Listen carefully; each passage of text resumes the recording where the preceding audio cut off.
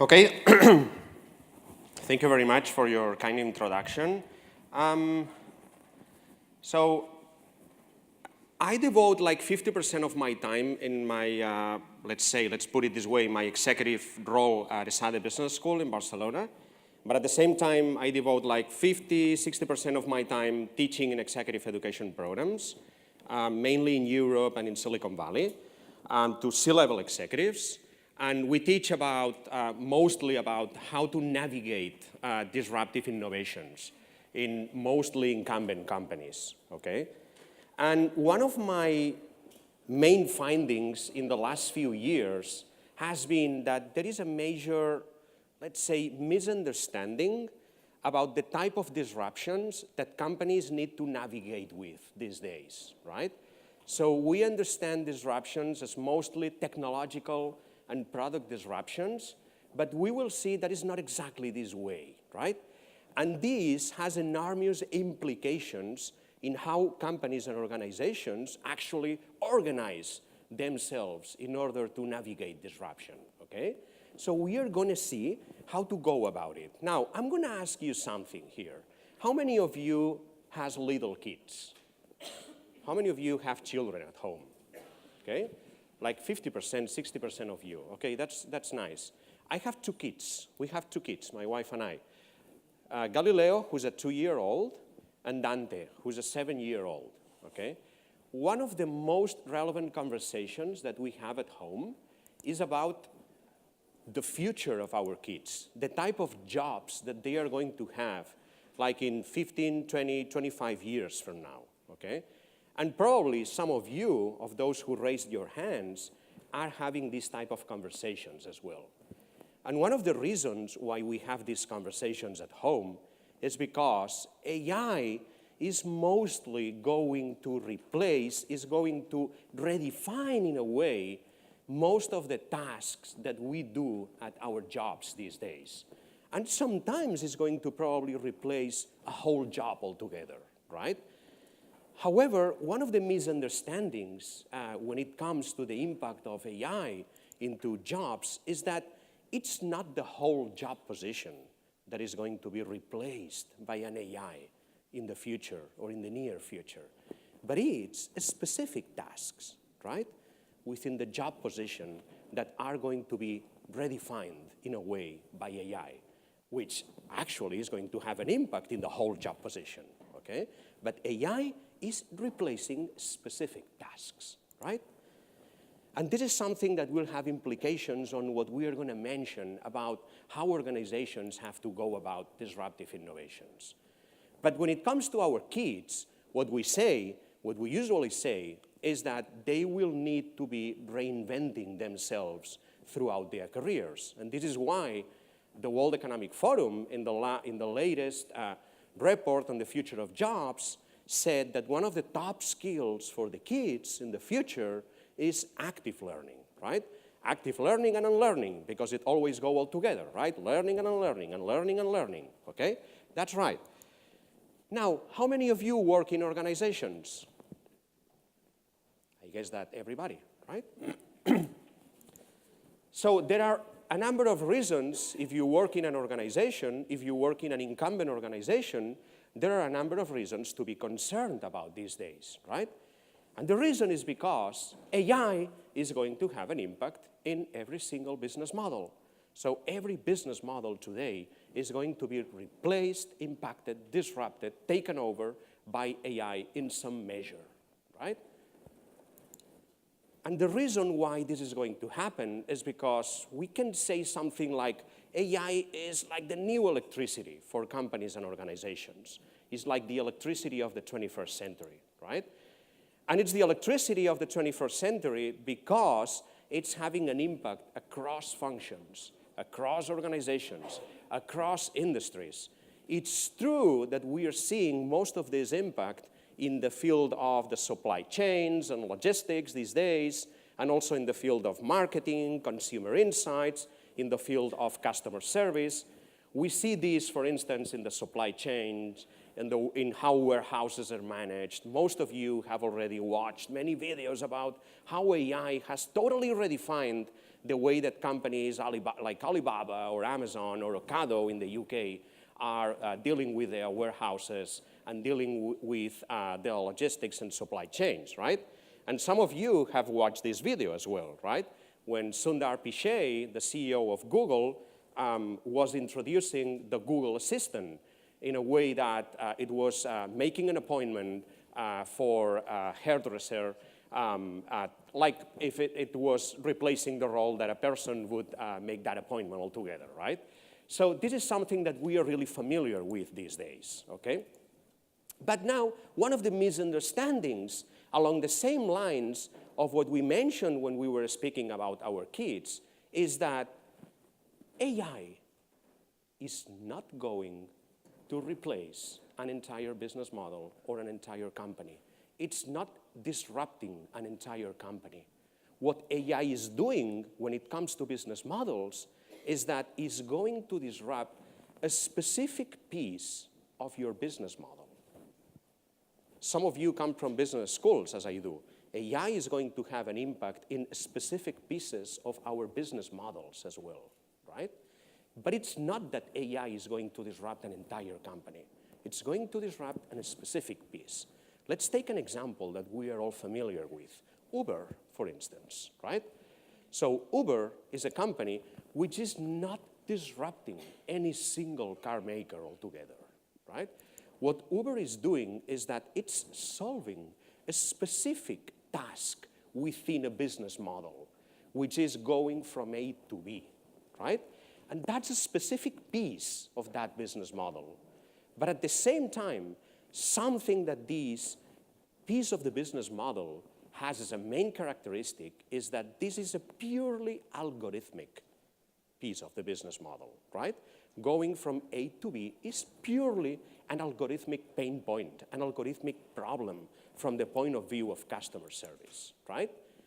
AI these days and in the near future is going to disrupt every single piece of any single algorithmic piece of any single business model. Let's say in the field of learning, right? I want to learn about a topic here and now. This is an algorithmic pain point. And this is something that an online platform can solve for us. Business schools can probably add a lot of value on top of that, right? But learning about a topic here and now, this is just an algorithmic problem. And this is solved by online learning platforms like Coursera, edX, Udacity, etc., right? Now, the implication that this has when it comes to business models is that because AI will disrupt specific pieces of our business models, cutting across all players in an industry, it means that all business models will be in some way unbundled. And it means that in some way you can reassemble any single business model these days.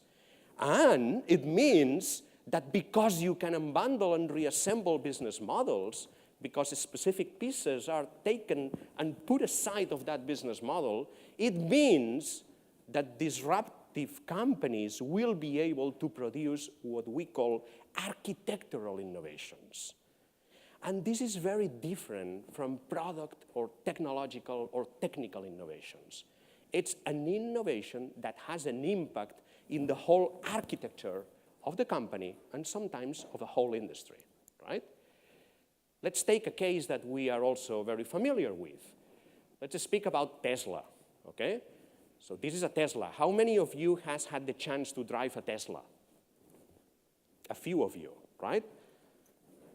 For those of you who have had the chance or the pleasure, whatever, you can really be fascinated about it or hate it, probably, right? But if you have had the chance to drive a Tesla, it's like hundreds, thousands, millions of data back and forth while you are driving, right? So the type of innovation that Tesla is introducing in the automotive industry has nothing to do with a specific technical innovation. It's true, the technical innovation, it's included in the type of disruption that Tesla is introducing. But it's an architectural innovation altogether, moving the automotive industry from hardware to services altogether. So we previously had an automotive industry which was focused on the combustion engine. That was at the core of the business model of the automotive industry. While what Tesla is doing is that it's moving the core to the user experience, right?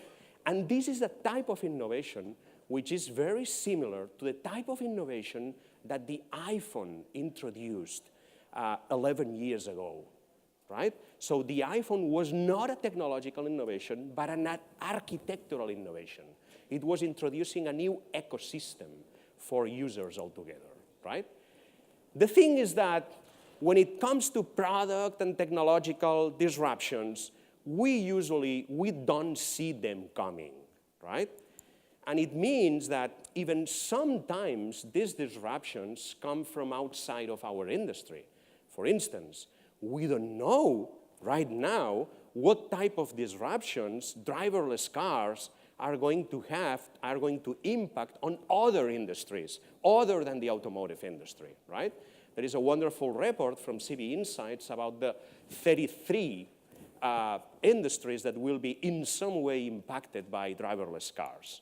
But the thing about architectural innovations is that we actually see them coming, but we don't believe that these disruptions are coming, right?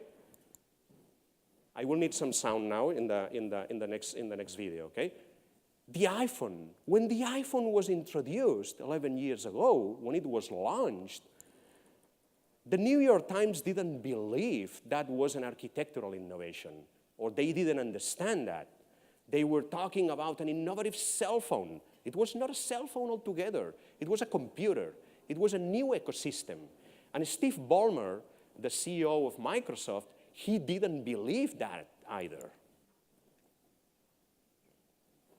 Sound? $500 fully subsidized with a plan? I said, that is the most expensive phone in the world, and it doesn't appeal to business customers because it doesn't have a keyboard, which makes it not a very good email machine. Yeah, it doesn't have a keyboard, and the iPhone is not going to appeal to business customers at all, right? Because he was looking, and he was not wrong, because we are usually not wrong when it comes to how to deal with this type of innovations. At that point, he was a little bit right with that, okay? He didn't believe that was an architectural innovation, right? He was comparing the iPhone to other cell phones in the industry at that point, right? So it means that if architectural innovations, because of the impact of AI, because of the ability of AI to unbundle and to reassemble business models, is going to be increasingly common in the upcoming few years, we will need our organizations to be extremely unlearning and relearning the way that we work as organizations. Same thing as with our kids. We will need to be reinventing ourselves in some way, right? This is why Eric Rice, the father of the lean startup movement, says that the future value of an organization is going to be the financialization of its ability, of its capacity to be learning and unlearning, right? Now the question is, how do we organize as a company, as an organization, for this type of disruptions and transformations? And there are two evidences that I have found in the last couple of years. One of the evidences is that it's true that if you are managing, if you are the CEO of a company which is only focusing on the core business and not generating alternatives, you're going to fail, definitely. And these are the companies managed by what I call the chief slowdown officers. These are the gatekeepers of the companies. These are those managers trapped by the sunk cost bias, looking at the past. Their favorite sentence is always, this is going to cannibalize our core business, okay? But at the same time, I have also seen many companies which are putting the core business aside and focusing on what I call the Silicon Valley engine on the edge, okay? And these are the companies managed by the chief hyper-excited officers, okay? Trapped with the fall-in-love bias. They are over-optimistic about their Silicon Valley Innovation Center, right? What I have seen that is going to work the best is what I call the chief holistic officers, okay? Those which are able to put together an infinite learning operating system with a 4-step framework which is based on questioning and integrating. Step number 1 is about deep learning of the core. It's about making the questions on how can I protect, improve, and transform the core business? How can I optimize parts of the core business? How can I expand some pieces of the core business? How can I, in some way, platformize some of the pieces of my core business? The second step is about adopting a growth mindset. How can I rapidly move into adjacent opportunities? How can I set a strategic radar? And how can I set a corporate venturing unit to anticipate those opportunities of the future? And step number 3 is about unlearning, right? About unlearning altogether. It's the moonshot engine of the organization, right? And this is where you need to question what is not possible today, that if made possible, that would totally disrupt or hack our core business. This is where you, as a chief executive officer of a company, you need to let go of what made you successful in the first place in the core business. You need to start thinking from scratch. You need to put science fiction goals, 10x goals for your organization, and you even need to hack your core business in a way, right? And you need to hack your core business because of step number 4, which is relearning the core, looking at the core from a new perspective, right? Because your moonshot engine, in a way, might become the core business of the future. And this is the infinite learning operating system of a company which is able to successfully transform. Deep learning of the core, adopting a growth mindset, and learning the core with moonshots. And number 4, relearning the core with the cross-pollination between the moonshots and the core business. Finally, the latest question is, what is not going to change, right, in 10, 15, 20 years from now?